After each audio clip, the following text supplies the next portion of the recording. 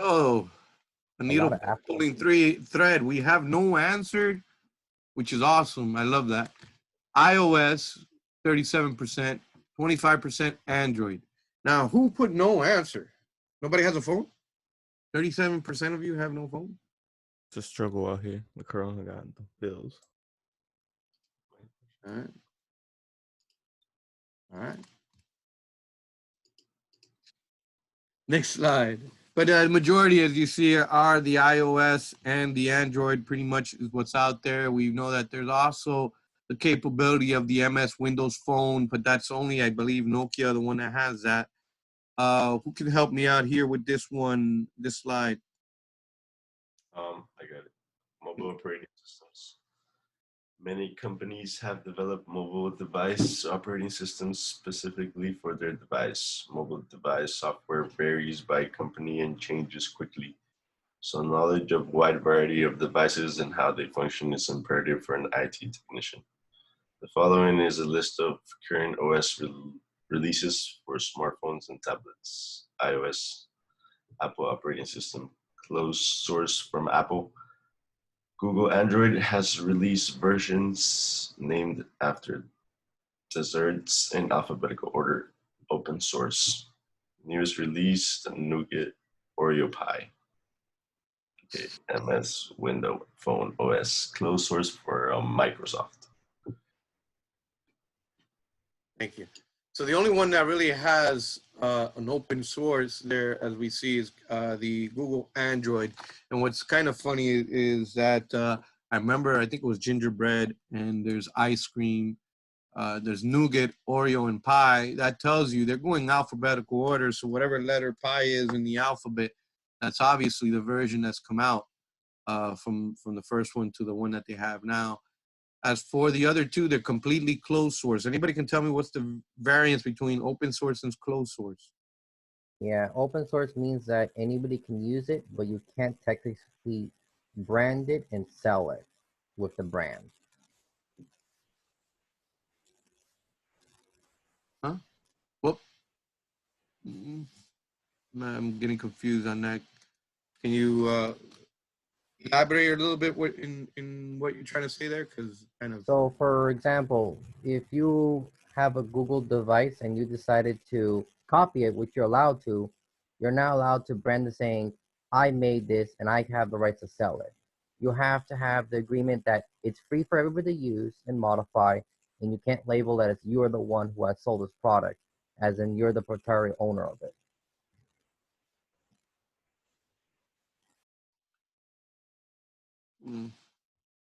Well, the main thing is, I think you're saying, if I'm understanding what you're trying to say, but the main difference, obviously, between the open source is that you can actually play around with the actual OS. There's things that you could do with it, versus the iOS is completely closed.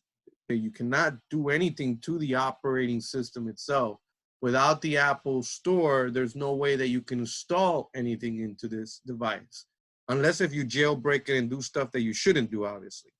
The closed source won't let you do anything unless if you use their actual store. The same thing with Microsoft phone, that you need to go to their Microsoft store, I think it's called, or I'm not, I can get the name wrong. As for Google, in Google phones, I can actually tell it to go to untrusted sources and install from anywhere on the internet anything I want onto that operating system.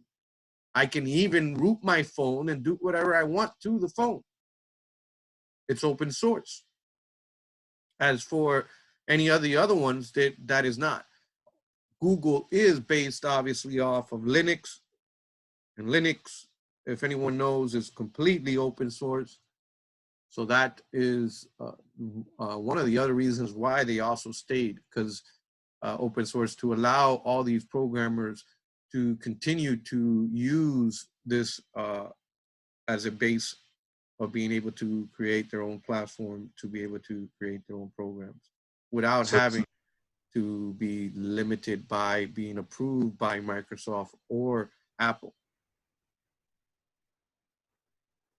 So does that mean that you can like Since the Android phones are open source, you can edit their code. Does that mean you do that? You can root the phone and do whatever you want, which is what you're saying. You can root the phone. Obviously, that will void your warranty with the phone.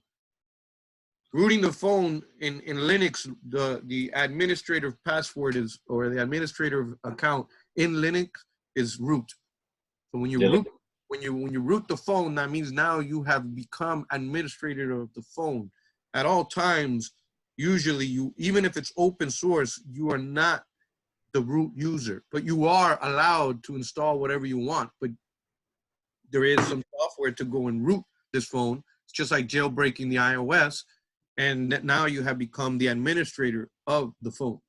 You avoided the warranty on the phone, but you have become, when reference to the open sources, that you get to do anything you want. You can install anything you want on this phone and play with this phone however you want. As for You the became a operating system, god. usually you don't have the God account unless if you root the phone. There's a big variance. Right. In the Android phone, I can install anything I want.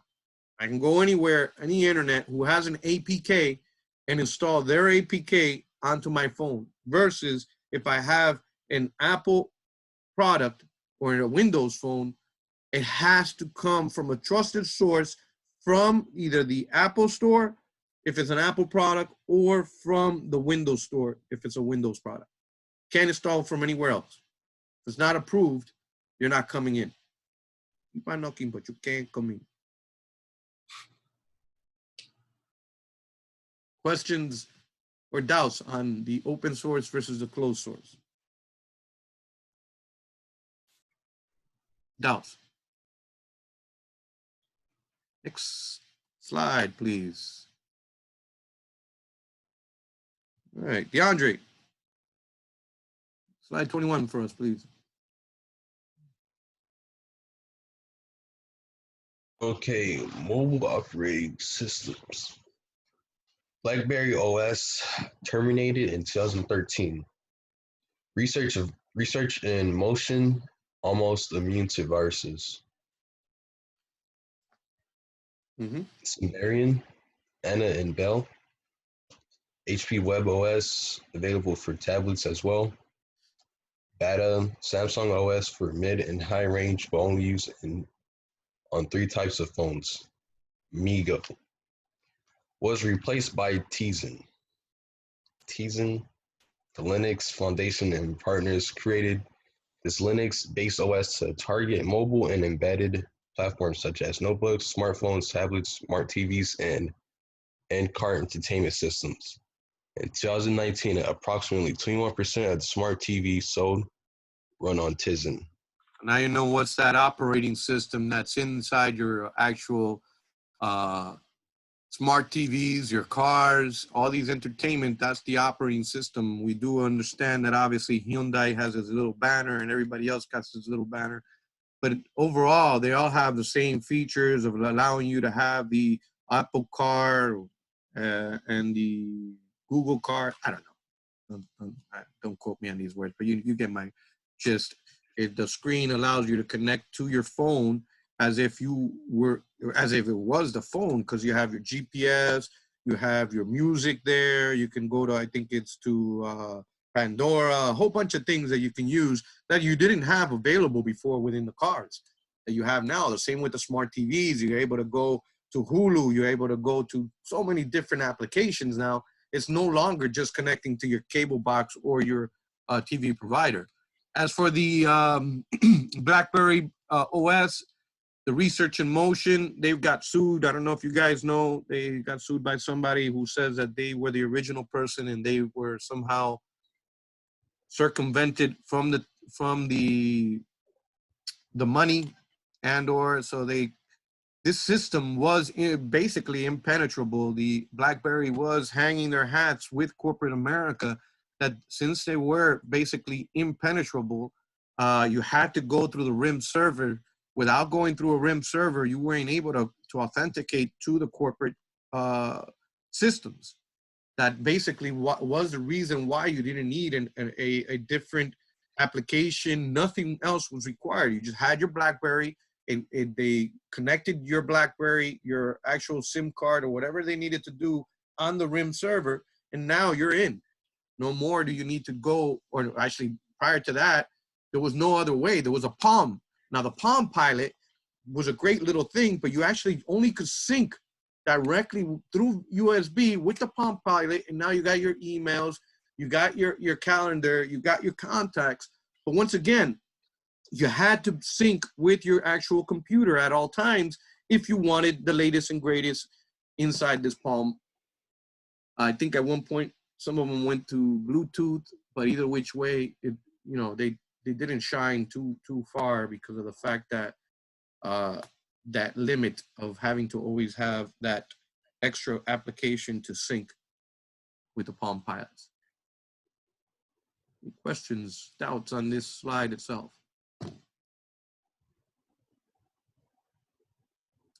Next slide. So we have here the iOS's, which is used for the iPhones, iPads. Can anybody tell me what's used for the watch? Which watch? I'm sorry, for the iPhone or the iWatch or whatever you want to call it. iOS watch. It's its own. Watch OS, correct. everything. Watch OS. Watch OS. So anyways, so you have each one has their own, obviously, Windows Mobile, as I stated before, that would be the Nokia Lumia. That's the only phone that's basically still using them. Surface tablets are using the Windows Mobile, but a lot of them, as I stated now, have pretty much just gone with, if you get the high-end one, it is actually Windows. It's Windows OS. It's not a mobile OS. Then you have the Androids, who basically everybody else has just jumped on board. They love it because obviously it's open source, so they don't have to beg anybody to put their little icons or anything like that. They're given it from Android, and they're able to easily put, you know, AT&T banners and do whatever they want and control these things. Any questions or doubts on the manufacturers and or the platforms, and who's using what?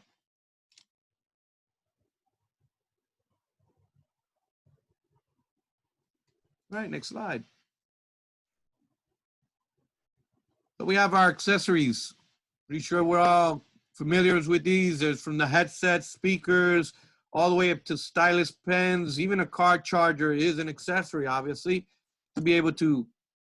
You have the card readers, which have been becoming very, very dangerous out there. When anybody goes out into, well, obviously we're all in lockdown right now, but if you go out to these places, you got to be careful that they're not skimming your cards, because these credit card readers now are available within any mobile phone or any mobile unit itself.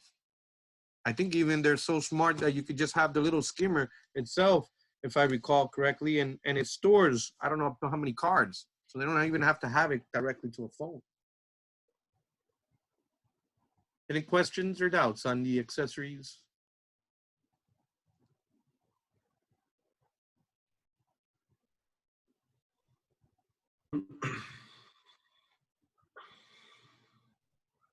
Yeah, in the next slide, we can see a little bit of our Tizen store here. Most Nice. people's favorite store in America. The Apple store, it looks like, right? Is it? Very nice. Yes, Right? it's Apple. It's all white. It's Apple. Yeah, it's gotta be. What it looks like. Yeah, MacBook. Found it back there. Goes a MacBook Air. That's pretty cute. I like this picture. Ah. Only now I finally learned how to control it. Or is it that I can't go with it? No, I can go with it. iPod Touch. Pretty cute. Next slide, please. Now they got me going. Now I gotta go buy myself a MacBook. It's on sale. You guys saw it? It was on sale. No? All right. Hey, which one? How much? I don't know. We don't even know how old the picture is, right? Next slide, slide 25. Christina, help me out.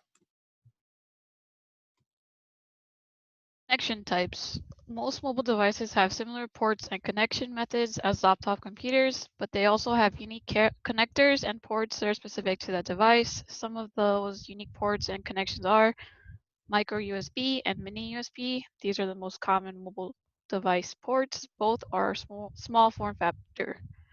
Lightning. This is an 8-pin connector in Apple's version of the USB. Bluetooth. Most mobile devices support this wireless connection.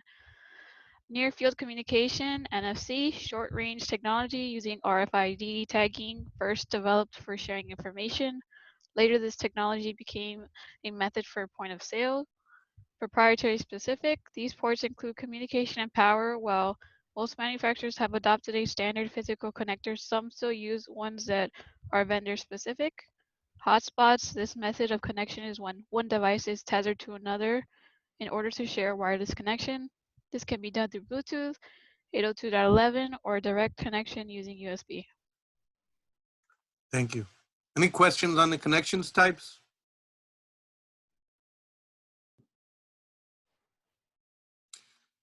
Okay, the next slide. This is a scary part here in reference to this statistics. Based to what we had before, it was a luxury to have even a cell phone.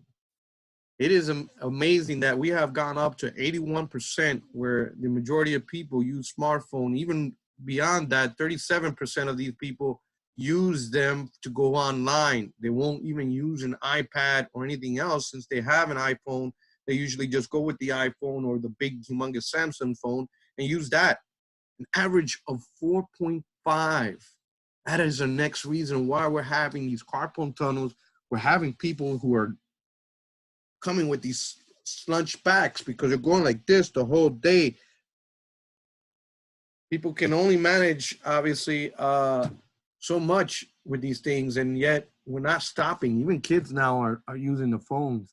It's amazing. On a three-year-old may know how to use a phone before his grandfather or grandmother may. Any questions on this?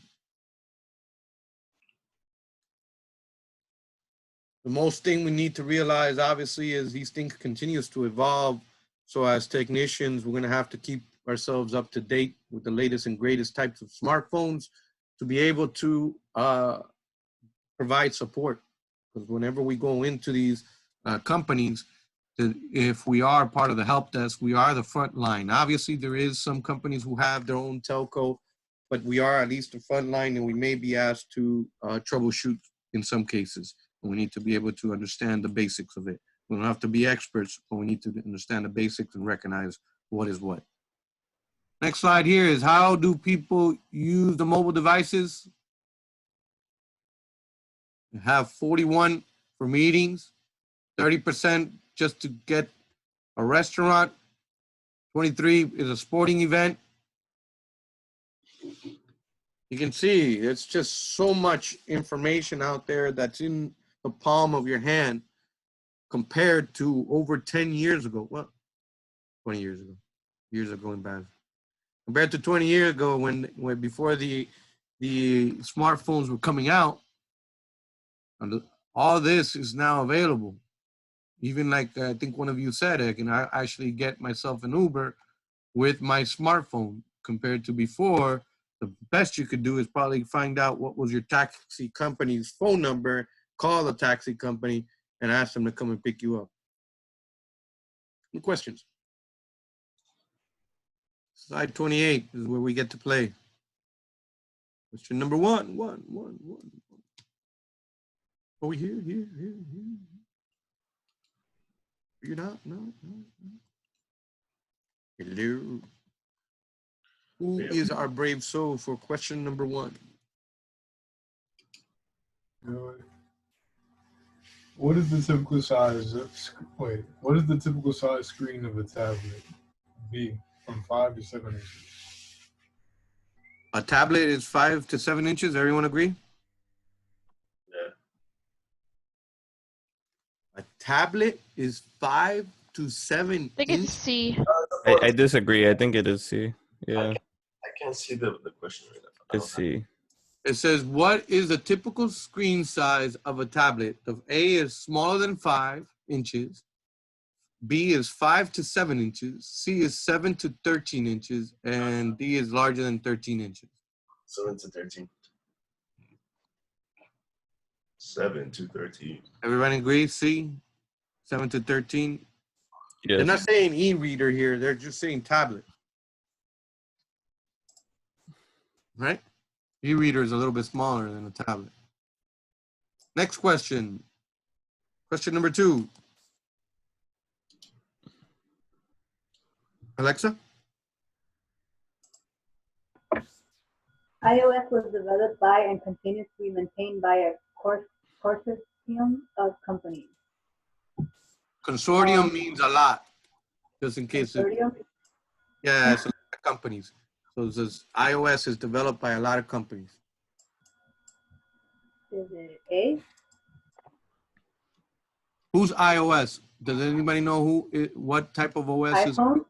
Okay, so is the iPhone created by a lot of companies or is it by one company? By one company. Okay, so then that would be false, right? Yeah. Because iOS is a proprietary OS. I do agree, obviously, I don't know, the ones that are very tech savvy, what is Apple's OS based off of? Is it Apple? No, I think it's Unix. Yep. So as for it being its own, yes, its own, but it's based off of that, yeah. But So Linux, I think it's Unix or Linux, one of the two. But Linux Unix and is Unix the are same thing. similar. They're basically almost the same thing, just Yeah, different. They're cousins. they're very minor, right? It's just the kernel. Yeah, very minor. I'm not sure which one comes of which because I think Linux is the baby of Unix or something like that. I'm not sure how that works. I know Tell you the whole Unix history, but- is the first one, and then eventually Linux was made by some college students that Mhm, just kept getting developed later. mhm. Because I think it's based off of Unix. Same. So Linux is based Yeah. off of Unix, if I recall correctly. Yeah, because it was an ownership problem. Unix, I don't think is open source, but Linux is. Mm-hmm. And I don't know how many different. I lost count when we learn. We're going to be learning that in 1002, but there's a whole bunch of different types of Linux out there because it's completely open source. You got Red Hat. You have plenty. Next one, number 3. Just the Android. Oh, Daniel. All right, Daniel. What's the question? So the question is, which type of device is most likely to have a slot for an SD card, and that's just an Android smartphone because like Apple doesn't believe in that. That a true statement? Yes. Yes. That is darn tootin'. You ain't touching my thing. They're really closed. They won't even let you put an SD card into those puppies. More money. If you needed space, you should have bought it from the beginning. Buy the one with 128 gig or 256. Next, number 4.